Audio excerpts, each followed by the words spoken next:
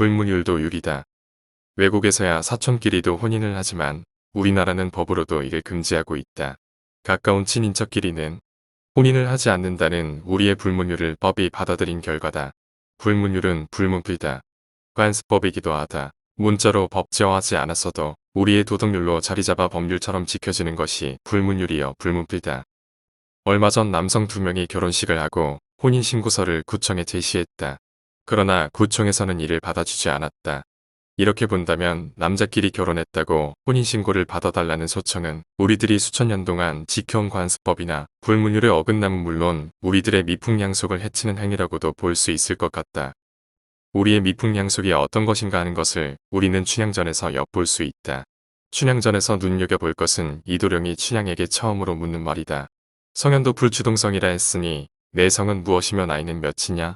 였다. 이에 춘향이 성은 성가요 나이는 16세여였다. 이 도령이 이를 듣고 하는 말이 걸작이다. 나이도 동갑이요 성을 들어보니 이성지합 천정연분이다 라고 답하였다. 왜 하필이면 이 도령은 춘향에게 성과 나이를 물었을까? 여기서 우리는 불추동성과 이성지합을 주의 깊게 볼 필요가 있다. 불추동성을 문자로만 볼 때에는 같은 성을 지닌 일가끼리는 옛 성현도 결혼하지 않았다는 것을 나타내는 것이라고 말할 수 있다. 이성지합 역시 다른 성씨끼리의 결합을 의미하는 것으로 이해할 수 있다. 그러나 한 걸음 더 나아가면 우리는 이렇게도 해석할 수가 있다. 결혼이란 또 다른 의미의 불추동성과 이성지합이라고 말이다. 이때의 성은 성씨를 넘어 성도 의미하는 것으로 볼 수 있다. 불추동성과 이성지합 즉 동성원이라는 존재는 생각할 수도 없다는 것이었다. 춘향전이 그냥 춘향전이 아니다. 이도령과 성춘향을 주인공으로 내세운 이유도 간단하다고 할 수는 없다. 이씨와 성씨를 내세워 이성지합을 유도하면서 실제는 동성혼과 동성혼 모두를 배척하고자 했던 것이다. 이런 의미에서 춘향전은 전래되어 온 결혼에 대한 우리들의 불문율을 설명해 주고 있다고 보여진다. 학자들은 우리나라 법률 어디에도 동성 간의 결혼을 금지한 경우는 없다고 설명한다. 그리고 혼인은 반드시 여자와 남자가 해야 한다는 법 규정이 어디 있느냐고 말한다. 헌법 제36조가 혼인과 가족생활은 개인과 양성의 평등을 기초로 성립되고 유지되어야 한다고 한 규정은 남녀 간의 차별을 금지한 조항일 뿐 미성 간의 혼인만 인정한다는 조항은 아니라는 것이다. 그러면서 각 개인의 성적 지향은 존중되어야 한다고 주장하면서 이미 동성혼은 세계적 추세라고 소개하고 있다. 동성혼이 세계적 추세일는지는 알 수 없다.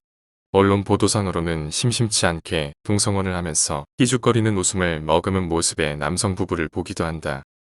때로는 금욕생활을 하기 위해 로만 칼라를 한 신부들마저 동성혼까지는 아니더라도 동성애를 하고 있다는 뉴스가 심심치 않다.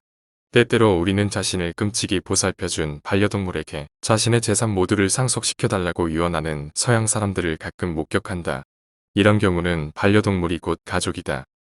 그러나 아무리 반려동물이 가족처럼 소중하다고 하더라도 그 자체가 자식이거나 부부가 될 수는 없다. 가족이고 싶어도 법적으로는 가족이 될 수가 없는 것이다. 혼인을 할 수 없기 때문이다.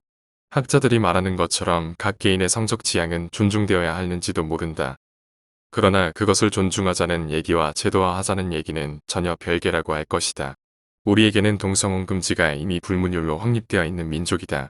동성혼 찬성론자도 남자 며느리나 여자 서위를 받아들이지는 않을 것으로 본다. 그도 불문율 속에 살고 있으니 말이다. 더더구나 이제부터 시작된 우리나라의 인구 감소 추세를 감안하면 동성혼의 제도화란 상상도 할 수 없는 일이다. 김중희 초대 환경부 장관